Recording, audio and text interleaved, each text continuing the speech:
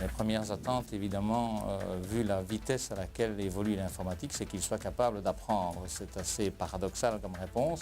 mais il faut reconnaître que c'est vraiment la première qualité qu'on demande aux jeunes engagés,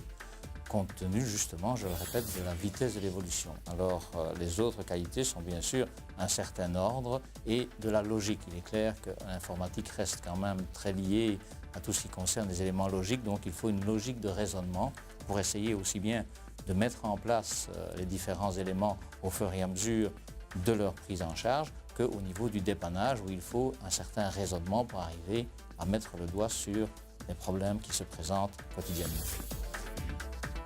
Je dirais que ce qui est le plus important, à mon sens en tout cas, c'est de pouvoir s'intégrer à une équipe parce que l'évolution de l'informatique, de nouveau, fait que plus personne ne connaît tout et donc vous avez constamment besoin de vos collègues et en fait, il faut généralement que ces gens puissent travailler en équipe de manière très positive et qu'ils puissent se partager, je vais dire, spontanément les tâches puisque cette évolution est permanente.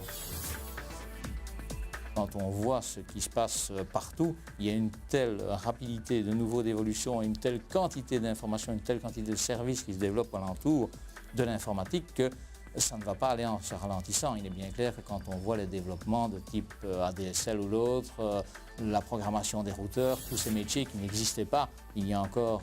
3 ou 4 ans, eh bien je crois que là l'avenir reste en tout cas pour les quelques années à venir certainement très ouvert pour les techniciens dans ce métier.